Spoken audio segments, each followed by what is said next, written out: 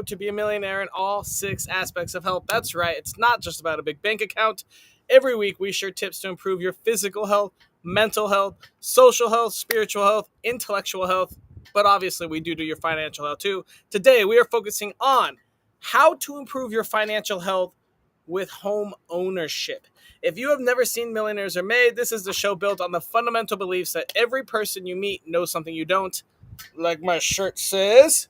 And there's something to be learned from everyone in this big, beautiful world. We are on a mission to teach the world how to grow into the healthiest, happiest millionaires in all aspects of life.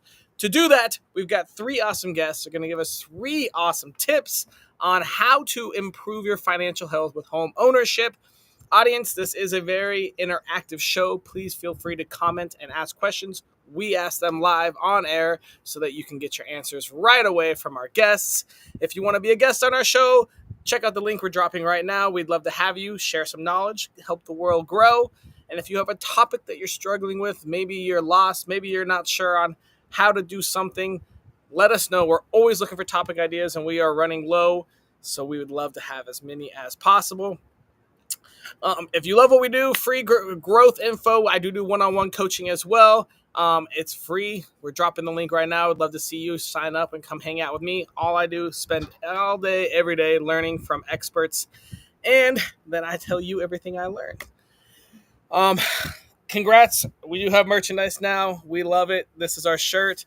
We got a few different things. We're dropping a link right now if you want to grab some merch. Hopefully you find a sweet little calendar or a mug, something like that, to make yourself a reminder that millionaires are made every day.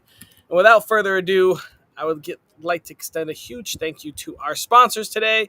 First, we have Craig Sakovsky, who is a human behaviorist and mentor. He helps entrepreneurs discover their true identity, purpose, and achieve growth in business and life. Check him out. He's super, super smart. Our next sponsor is Sarah Jones. Used to be buried in debt and a helpless marriage following a big name program for getting out of debt, and ended up finding out it was not how she wanted to live her life. So she set out, found a way to build a healthy financial foundation so that her and her husband can travel the U.S. in a giant RV with a bunch of toys and teach everyone else how to set up an awesome financial foundation. Our third sponsor today is Cam Knight. Cam is a super strategic thinker who turned his career uncertainty into a path of mastery. He actually passed the CPA exam and learned that intelligence is a skill, not a gift.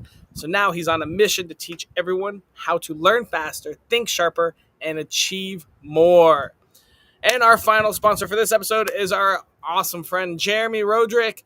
He's the author of Lead Like a King. He coaches high-value dads who refuse to settle for a life of frustration and resentment. If you are not in the perfect marriage or if there is some sort of rift, you should check out Jeremy and go say hi. Lead Like a King is the roadmap for mastering marriage, creating unshakable confidence, and leading with power at home and in business. And now that we're done, we're going to give a few shout outs to our followers. Facebook, Jennifer Wilson, Instagram, Jessica Grayso, TikTok, Aury Hope, and YouTube, Janelle Davis. Thank you so much for following. Remember, if you want to be shouted out, you do have to follow us. And that will bring us to our first guest. Her name is Misty. Misty, tell us, who are you? My name is Misty Gilbert, and I'm a transformational coach that works with entrepreneurs, helping them to become self-made millionaires and better landlords. And better landlords. All right. I have an idea of where this next question may go. Misty, if I wanted to improve my financial health with home ownership, what simple piece of advice would you give me? On the front end, I would ask you to look at what you qualify for in a loan, in a mortgage, based off of your net income, not gross. Most people report gross and not net, and therefore they have a struggle with their budget and actually no leverage for those things that they want to buy after they move in the house. All right. So knowing your gross income basically for most people will be like their salary, right? Their take home pay.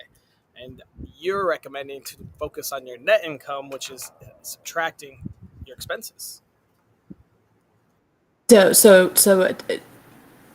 You kind of, most people say I make 100 grand a year, so I should qualify for this kind of a house payment. They don't take into Smart. effect the actual amount that they're actually going to be living on, which is their net income, not gross. So their take home is not gross, it's net.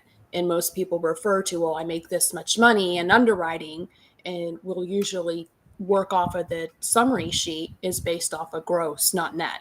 When they get to the final numbers and they look at your debt to income ratio, they will equate it then, but not at the front end. The front end is always like, well, you can qualify for a $350,000 house because you make 100 grand a year. Okay. But if you look at, depending on, your tax status and deductions and exemptions as far as dependents or things like that, you might be walking away with a net of 75,000 instead of 100.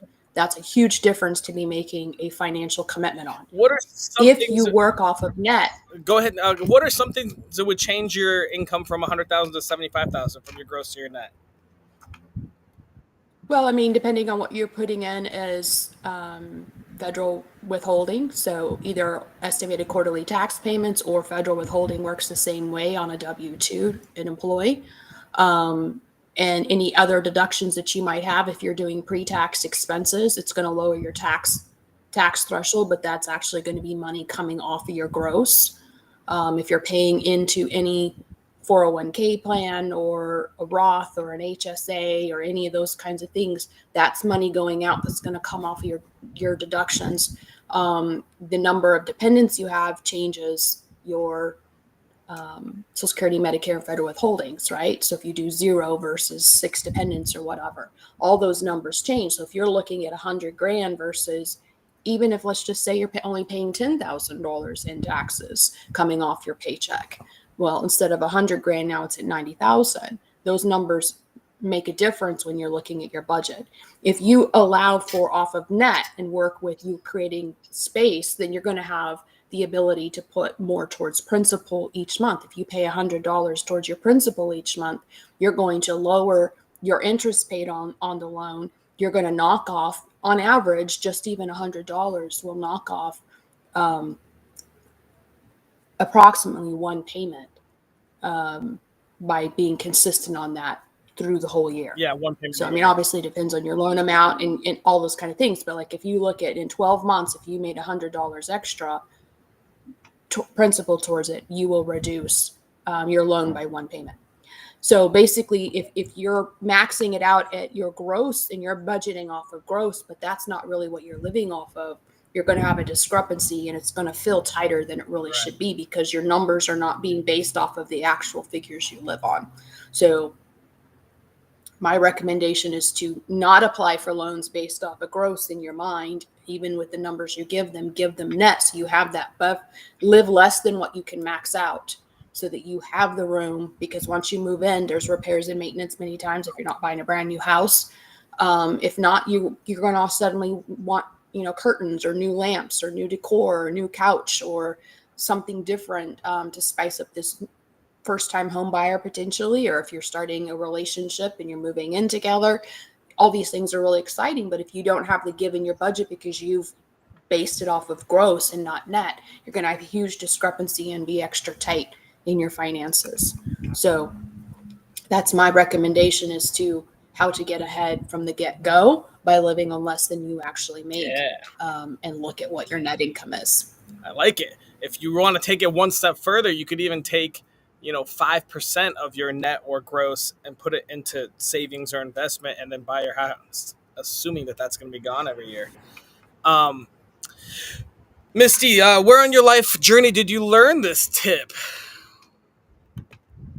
Well, I've always worked in finance on some level. And when I bought my first house and was looking at the underwriting guidelines and what the criteria they were taking, I was both an employee somewhere and an entrepreneur. So I had two different sources of income, and those numbers get calculated differently depending on your tax status, right? And what kind of business you have, if it's an S corp, if you're an employee, your company, all these kinds of things. And I was looking at their preliminary stats were being done off of gross revenue. And I'm like, well, you don't live off of gross. So you're not really, if you're qualifying me off of my gross income, then you're really not looking at the net of what I can really afford. So it was kind of a back end approach to me calculating. Obviously, I want to get the most I can and want to buy the house of my dreams, but I don't want to overextend myself and create frustration later. Plus, I wanted to be aggressive at paying my house off. My first mortgage I paid off in 8 years and 10 months. Nice. And so, in order to meet those targets, my goal was 10 years. To meet those targets, I knew I had to create a back end approach to create a formula that I could actually manage to be able to meet that target and that dream. Love it. Awesome, Misty. Thank you so much. We're going to move on to our next guest, and we're going to bring you back out for the round robin. Next up, we have Ben with a fascinating new way to pay off a mortgage. Ben, who are Hey, you? who am I? Oh, I am a husband, a dad, a granddad, stepdad, foster dad, dog dad, cat dad. I mean, My I'm just a daddy. dad. Uh, yeah, lots of dad jokes. It's kind of my Yeah, thing. that's true. That's true. All right, Ben. If I wanted to improve my financial health with owning property, what piece of advice would you give me? Oh, so you've got to finance property most of the time. You don't have a big pile of cash to pay for it. But I always thought mortgages were the only way to pay for it. Turns Did out you there's another way using did you correctly almost structured forget your lines of tip? credit. What's that? You almost forgot your tip. I was like, "What's your tip?" You're like, "Oh, yeah, oh, okay." All right, tell us your method. How does this work, Ben? Well, Screw I can't give away mortgages. the. Yeah, Do Ben's mortgages thing. are funny. Mortgages, you've heard of the amortization table in a mortgage? Okay. You know what that is? It's just a schedule. It's like a spreadsheet that says each month you owe us this much interest and this much principal. We'll pay off that much of your loan, but we're going to take this much money from you. And so there seemed like it was unfair. Like, why am I giving the bank most of my money? It's like renting. I'm not getting anything for the money I'm giving them each month. So, what if there's a way where you can pay more like this much to the principal, pay this much to the actual loan, and then some interest also at the end of the month? And so we developed a strategy that I didn't develop it, I just learned about it. We developed a strategy where you can kind of flip it around to where you're paying more principal, more towards the loan, and a whole lot less towards that interest. Now, you're going to be upsetting your bank a lot because there's a reason they drive a brand new Mercedes every year. It's because they're taking a lot of your money and not applying it to the loan. They're applying it to the bank's bottom line, right? So this is a great way to pay the same debt you already owe faster by not having by you're able to bypass a lot of the interest on that amortization table and pay straight towards that principal. You And don't even how do have to you get do a that? second job. You have to use correctly structured lines of credit. There's a lot of different types out there that work: personal lines, business lines of credit. There's even some called, you've probably heard of this, HELOC, home equity line of credit. And there's different types from different banks. You know, you've got 20,000 banks out there, and very few of them offer the type of HELOC or other line of credit that would work this way. So you've got to find the right bank, you've got to have the right strategy, and you got to have someone who's gone through it before to show you the way. Kind of like having a Sherpa when you're going up Mount Everest, because That's you right. need It's a someone who's home been there payoff before. Sherpa. Yeah, it's a loan All right, payoff so Sherpa. you That's what I do. so what you buy a house, you pull out a HELOC, and you use that entire thing to pay down the principal. There's more than one way, but if you've already got a mortgage, you can use a number of lines of credit to do it. But in a perfect world, like what I'm aiming for in my own life, my own wife, is to replace my mortgage with a home equity line of credit. We've got way more than 10% equity in our house already. What if I paid off the same debt that I already owe using a different product from a different bank, and it lets me pay straight towards the principal and still pay some interest, but not massive amounts of interest and teeny tiny bits of principal, but more like large amount of principal and a little bit of interest. And so you essentially have aligned with the correct bank that has the correct product to help you with that. I assume. That's right. There's a lot that goes into it, a lot of moving parts, but that's kind of the meat and potatoes of it. You definitely want to use a different product than a mortgage, because mortgages are there to make the bank money. Fascinating. So lines of credit pay down the principal, and then now you just have a line of credit you have to pay off versus and then do you use the house as collateral for that line of credit? In a lot of cases, you would, yes. And they would be like a larger the line of credit is, they would probably be in the first lien position. So if something happens to you, If God they forbid paid off the something happens mortgage. to you, yeah, and you have to sell the house to pay off they'd be the It'd be first first. position to get paid. And imagine if you lose your job. What happens if you have a mortgage and you lose your job? They still want their payment each month, right? No matter what. Suppose you had a really good month and you threw $50,000 right at that mortgage. What happens? You can't get that money back out of the mortgage without a costly refinance. But if you have a line of credit, you put $50,000 in it today. Well, 2 or 3 days from now, you can take that back out, fix your car, pay your bills while you're going to get a new job, and in a couple months, you're back up and running again. You don't have to have a huge payment like a mortgage payment. You just have to do the interest at the end of the month on a lot of these HELOCs for the first 5 years or so. Fascinating. Nice safety Yeah. net. That is fascinating. And then so if you have a HELOC, so you have to have good credit for a HELOC. Well, if you have Yeah, it as you want to be really close to 700 or above. I mean, there's a little bit of wiggle room between maybe 680 and 700, but banks are going to look at that and say, is this person going to pay us back? Even if we have their house as collateral, I want to make sure they're going to pay us back. When you take out the line of credit, is it only HELOCs or do you do like standard business line of credit or personal line of credits as well? I don't want to go too into detail, but I do know that there are personal lines of credit, business lines of credit, and HELOCs.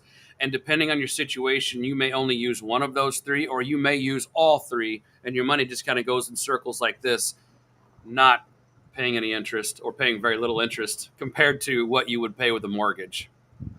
Sounds more complicated, but if it can shave is. off $100,000 or $200,000 off your home price, it might be worth giving Ben a call and learning more. That's all I'm here to do is teach. All right, Ben, we're going to move on to our next guest. Our next guest is Mitzi. Mitzi, who are you? Hi, I am a mentor, a mindset mentor, and a mobile mentor, and I was a past financial advisor. So I have 10 years in finance, and I teach people how to flip trailers and their mindset. And I show them how. Yeah, well, because most of the time the problem is mindset, and so I had that in there. And I'm sorry, half my hair is like disappearing. My room isn't ready for everything, so I did a virtual background, but I do have hair. I like it. Mine's virtual too. Yeah, that's nice. So I teach people how to make passive income off the trailers, just average Joes, without using any of their own money. Fantastic. All right. Well, let me ask you this. If I wanted to improve my financial health by owning property, perhaps trailers, what piece of advice would you give me? Well, find a mobile home and a trailer that's like under $5,000, and then also find an end buyer that's going to give you $5,000 down, and then create a note. And that's what I show people how to do. So you're basically finding cheap mobile homes, and mobile homes are an overlooked lead source. Most people are like, I don't want to deal with mobile homes. There's no money in mobile homes. There is money in mobile homes. I've made 6-figure flips on mobile homes. I've done, it's nice. And because there's not a lot of competition, and it's high ROI, it's like, for me, I really like it, especially with the decline in affordable housing, and it's really needed right now. All right, let's delve into this a little bit. So you're finding mobile homes for sale anywhere in the U.S., I assume. Mm-hmm. And then you find out how much shipping is going to be. Well, you can't do that till you have an end buyer. You know what I do is I find them in mobile home parks already. So it's not even land you're going to own, but I show people how to be the bank. So it's not like you have to even worry about that. So it's like owner financing mobile homes. Yeah, they're already in parks. So they're really an overlooked source, especially when they don't have land with them. Well, what's great is it's not really considered real estate. It's considered personal property. So you can have a higher interest rate on it as well than you can for houses. So what kind of interest rates you giving out there, Mitzi? I stick with 12%, but you can charge 18%. Oh, man. All right. That's why I want. Slumlording it. I love it. Well, I do flip them and make them look like houses, unless I do find something really cheap. Like I did one just now. We just closed on it, and I bought it for $5K down. So I talked the seller into owner finance. I bought it for $5K down, but I found a buyer that gave me $20K down, and I talked him into $500 a month. And then I had my buyer; he's paying me over $800 a month. So I'm making like $334 a month off this. And passive income, and I didn't have any money in it, and I made it 15,000 at closing. So like that's the kind of deals that I structure. Yeah, and it was in a park, so I don't have to worry about moving. I don't have to worry about all of that. Everything's taken care of in that way. And then the new owner just goes in and lives there. That's the park they wanted to live in. Yeah, and they just they apply with the park, because a lot of mobile home parks don't want subleasing. What that means is like if you own the trailer and then you rent it out, they're basically subleasing that lot because they are not the owner and they're not the one leasing it directly from the mobile home park. So they're leasing it from you. Mobile home parks don't like subleasing. And so like how to get around that, pretty much owner finance it and make them the owners. So you don't have taxes, insurance, maintenance, nothing. You're just the bank collecting money. I mean, I like to flip owner finances in big houses, but yeah, I bet you could do it a lot faster in mobile. Oh yeah, the closing is faster. How much like mobile homes are what, like 20, 50,000, 100,000? Oh no, I'm getting them for free. Like because nobody likes them. I got one for free and sold it for $42,000.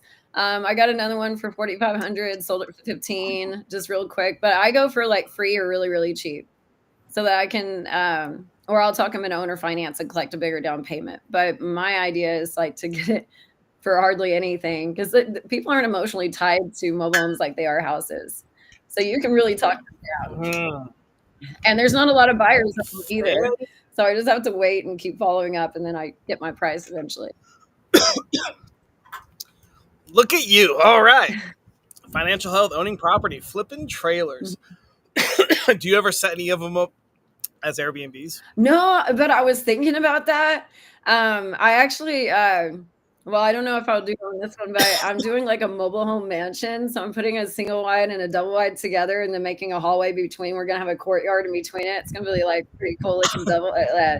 So you're actually doing construction. You're gonna like refabricate. Yeah, we do flips, and I'll add mobile homes to land and all that too. But yeah, I like the owner finance side, and then I own a mobile home park too, and I'm looking for more. But yeah. Where is that? Floresville, Texas. I live in San Antonio, so it's like 20 minutes from San Antonio. I like to keep things local. Yeah, if you owned all of those mobile homes there, you could just make it a giant Airbnb park. I do own all the mobile homes. Add in pool. Yeah. Oh, then yeah, you could easily put a pool in, and it's like RV parks are popular to buy nowadays. Owner finance RV parks, and add a few upgrades or whatever, but you could easily do the same thing with a mobile home. Yeah. Awesome, Mitzi. All right, we're going to bring everyone out here and do a little round robin. 3 fascinating people with 3 very fascinating different tips. I love it. All right, let's start. Audience, this is a great time to ask questions, by the way. Let's start with Misty. Can you quickly refresh what your tip was for us? Absolutely. My tip is when you're going to go purchase a house and begin the underwriting process and figure out what can you really afford and how can you maximize getting the biggest house of your dreams, is to look at your net operating income, your take-home pay, and not do it off of gross income, so that you have leverage to be able to pay more down on principal, and you can do any upgrades, add a patio, a pool, or anything else you want to do to the house when you're not maximizing your total income and you're living off of exactly what you're going to take home. You'll not end up as stressed and frustrated. Yeah, that's super smart. Get a smaller home that's a little cheaper than you may originally want, but now that extra money that you have, put it towards that principal so it saves you a lot of time. Ben, what are your thoughts on her tip? Oh, I love it. There's a lot of gold nuggets in there. I should have wrote down more notes. There's so many good. I mean, just being able to understand what your money is doing for you, instead of being, oh, I can afford that because the bank told me I could. No, that's not a good way to do things. Yeah. I know, because I used to do it that way. You make a good point. Benjamin, I'm gonna tap into something you just said, because realtors are going to push you to buy the biggest house. Mortgage brokers are going to push you to buy the biggest house. You want the biggest house. Nobody wants to go in and go, well, I only was pre-qualified for a $200,000 home instead of $350,000 home, when I'm intentionally making the gap really large there. But the housing market has been so aggressive the last couple of years. If you look at a couple of years ago, somebody's debt to income ratio can change dramatically in a quick amount of time, depending on the laws. Underwriting guidelines changed for the self-employed during the pandemic. So what I could qualify prior to the pandemic and what I qualified for after the pandemic were two different numbers. Okay. So understanding my gross versus net is critical, particularly if you have multiple streams of income that can vary. Versus a W-2 person who's got a set salary, it's a lot easier to make a budget off of. But if you don't know the difference between my business makes this, but I take home this, my gross salary is this, but I take home this after child support and all the other things that go out of your paycheck, your net amount is liable to be a lot less than you think. And that's not to be an insult to people and make them feel that they're not working for their $100,000 salary, as I used as my example. It's to help you realize you're really living on 75. Mm-hmm. And so what you really take home is not 100. And if you're making all your budgets off of your gross revenue and not your net, and this applies to all budgeting beyond mortgage, you're going to have stress. Agreed. So that's huge. So then, Mitzi, do you want to talk about Misty's tip a little bit there too? Oh no, I think that's great. I was thinking of so many things. Like, can you imagine if business owners were going off their gross revenue to buy a property? Yeah. Yeah, it could be a huge difference for some people. So I think that's a great thing to mention. I've noticed, like what you said, a lot of people don't think of it like that. Like, this is really all I'm bringing home. This is what I need to be budgeting off of. Yeah. So that is a really great tip.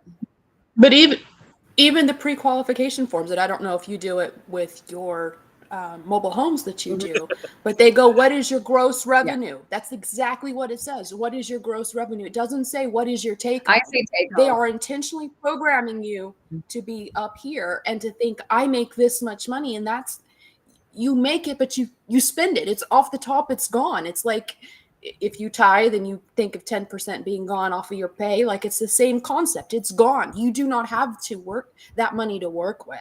So if you're trying to make a budget off of, you're going to be stressed. Oh yeah. You're going to be really stressed. Oh yeah. And I think that's a huge point too.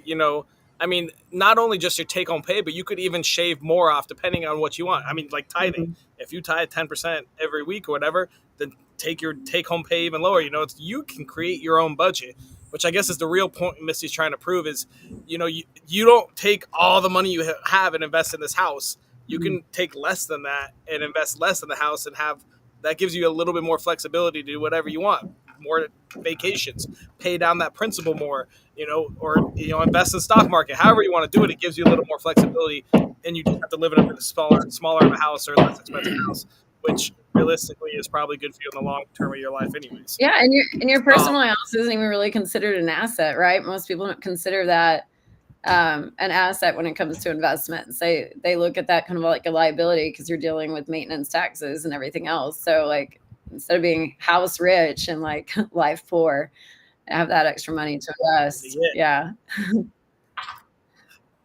Super smart. All right, Ben, let's go over your tip. Refresh us what your tip learn is. How to replace your inefficient mortgage, which is a product from the bank, with a more efficient credit product so you can pay down that same debt much faster and less expensively. All right, a fascinating way to buy houses with different financial products.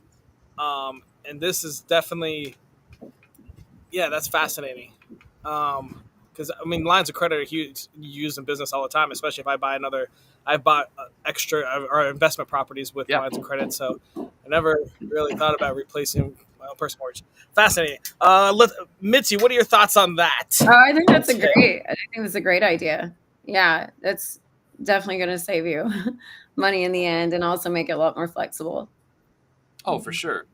And I'm sure you use that all the time with your if you actually buy the property, I mean, you're not really pulling mortgages out on like $20,000. I don't. No, and really the way are you asking me? I just want to make sure I'm Yeah. no, what I do is basically I find the mobile home for the same price or less than what they're willing to put down payment for. So I don't even there's no money in the deals. I just make money. Yeah. I love it. All right, Misty, what are your thoughts on Ben's tip? Leveraging other types of loans to pay something down is a great thing. I mean, as a landlord, I've been a landlord for 8 years and I've got 4 rentals currently. I have an SBA loan, that I got during the pandemic at 3.75%. And then I'm turn around and loan that money and invest it into another project where they're turning a assisted living facility into an apartment complex. And I put 100 grand into that and I'm earning 6% interest. So if you were to look at apples to apples on that, yes, I got some borrowed money at 3.75%, turned around and invested the money, making 6% interest. So then that is a net of 2.25% just off of that, no other expenses, right? So the question I would have for Ben is, what is the interest rate on these HELOCs? Because generally a HELOC is a higher interest rate than a mortgage. So if you've got a mortgage, which all of my mortgages on 3 of my 4 houses have mortgages, right? One's 3.18%, one's 5%, one's 8%, the other one's paid for. So between those, if I'm going to turn around and do what he's saying to pay down principal more, what is the interest rate of my HELOC? If I'm just trying to create a strategy of paying off more debt so then I can leverage cash flow, that's one thing. But if I'm really assuming more interest on a second loan and that creates a cash flow problem because I've got to rob Peter to pay Paul to get all this to move, I'm not sure how you get ahead. I'd have to see his formula, but the idea of strategizing and utilizing other resources to pay something off quicker, even if you accumulate more debt in the end, I was raised to be kind of like a Dave Ramsey approach, where you always just knock out a smallest debt to largest and just you ignore everything. I've had to learn how to build wealth with debt because I was told debt was wrong. It was a sin. It was a religious concept of how I was raised. I had to shift my mindset to see how debt can work for me. And I think that's what Ben's trying to help people to do is don't just take out a note and assume you've got to pay this interest the rest of your life. There's options to strategize so you pay down the principal sooner. Yeah, there's definitely a difference in between the way that loans figure out interest. That's usually a compounding interest thing. So by the end of the loan, it may say like, oh, it's only 3%, but you look at the final total interest percentage, it's like 60 or 70%. That's the real rate of interest that you're paying on those loans. With a line of credit, it's not compounding interest. It's simple interest that accrues daily or weekly or monthly, kind of like that. And so while the interest rate shows higher, the actual amount of interest that you pay is much lower than that mortgage interest because it's not compounding. And so to compare those two rates is like oranges to apples kind of. You've got to look at the very end. What is the total interest you would have paid with that loan over 30 years? And what is the total interest you would pay on a line of credit that you pay off in like 5 to 7 years? It's just way lower. Even though the rate's higher, the amount of interest you pay at the end is so much lower. And that's what the magic is when you're using different types of debt products. You find the one that makes you pay the least amount of interest by the time it's all paid off. All right. We got a question from the audience, and then we're going to wrap it up and make our daily challenge. I have a rental property, but I'm not sure if it's truly profitable. What are the key numbers I should track? Ooh, I want you two to talk about this. This is your wheelhouse. I think we both could. Mitzi, do you want to go first? So rental property, you want to make sure insurance, taxes is a big deal when it comes to rental properties. And what is the property been remodeled in a way like it's got vinyl flooring instead of carpet, so you want to look at like what's going to have constant maintenance when changing out tenants too. So that I would say those things right there. And then also make sure it's in a good location with good schools so it's constantly being rented out.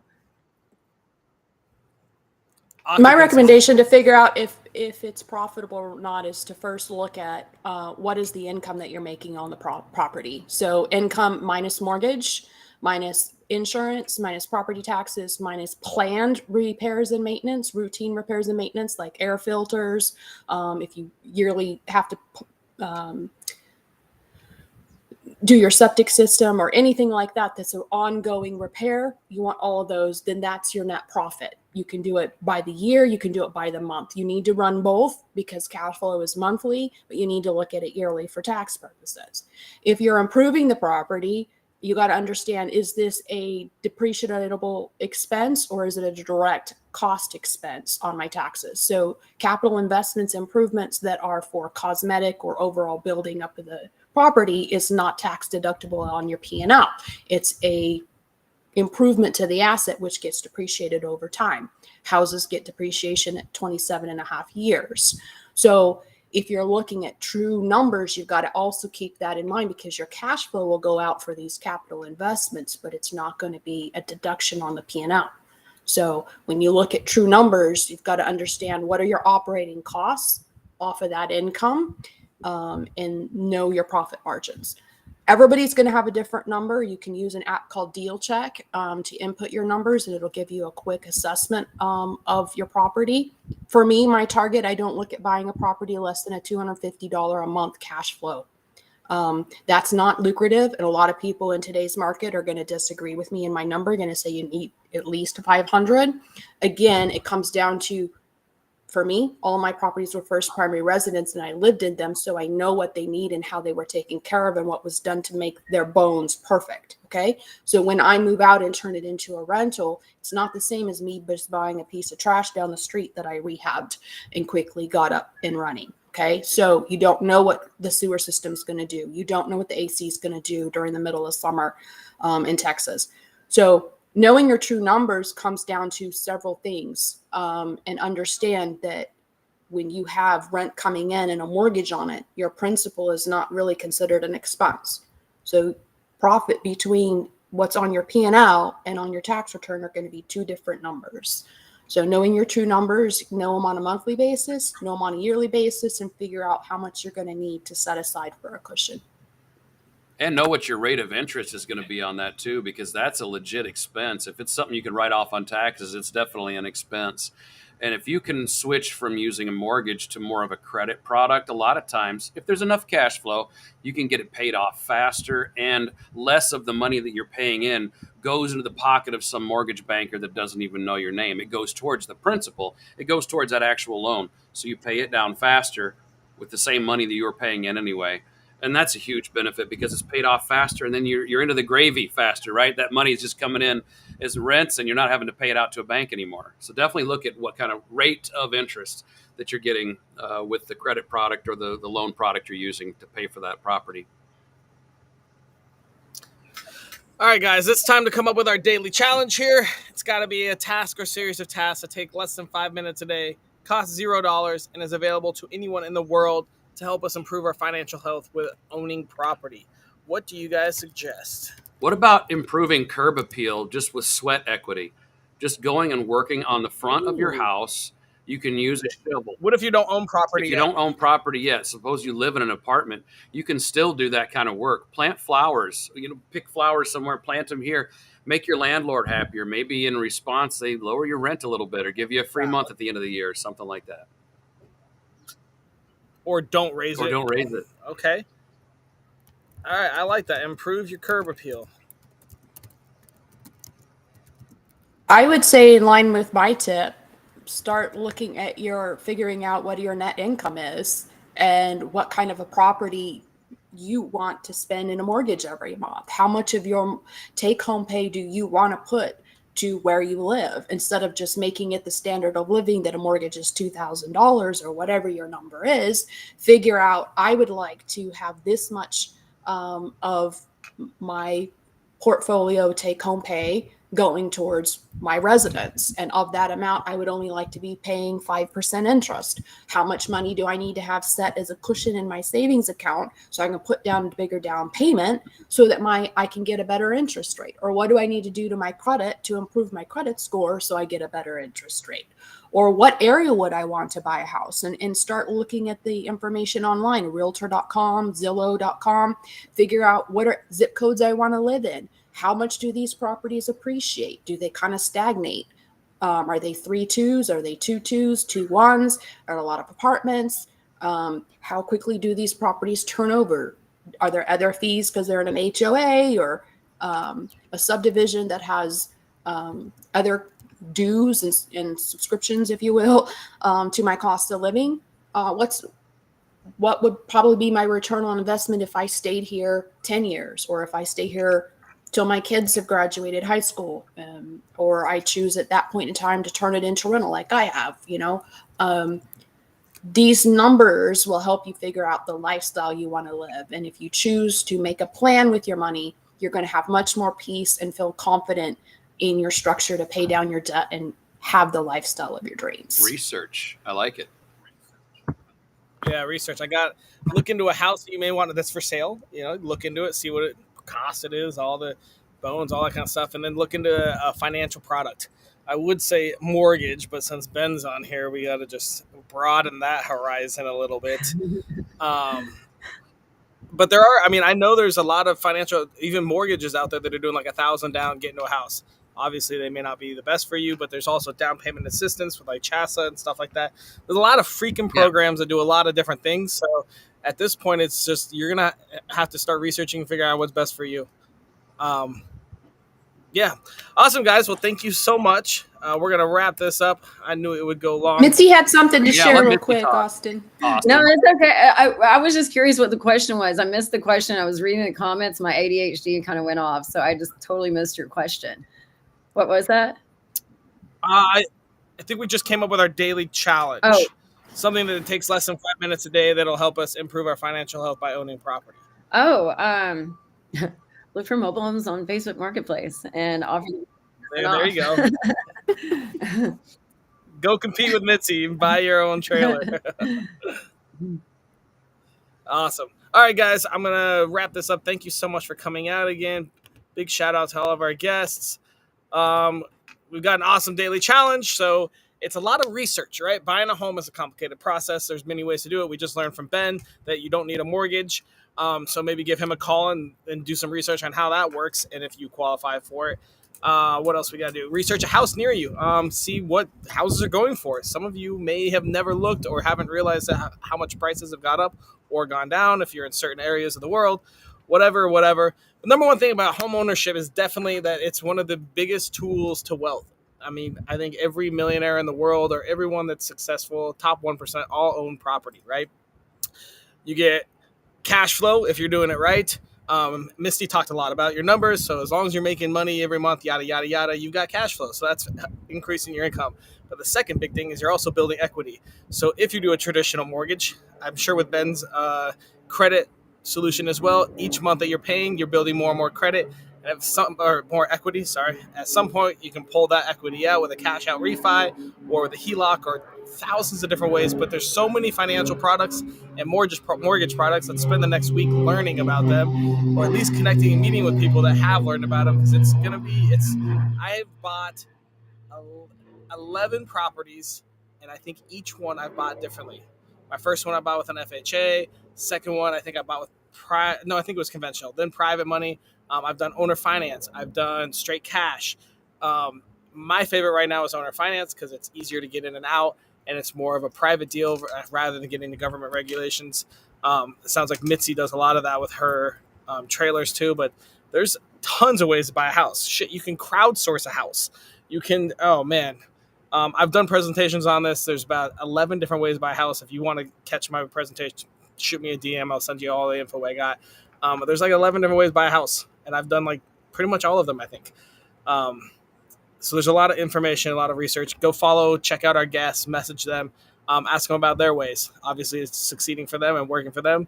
And then spend the next week, 5 minutes every day, learning something about a financial tool, something about your local real estate market or the real estate market you want to be in. Maybe it's in Thailand, maybe it's in Bali, wherever it is. Research is going to be the number one thing. This might be one of the biggest decisions of your life to buy a house, one of your biggest investments. So try your hardest to learn as much as you can and not mess it up.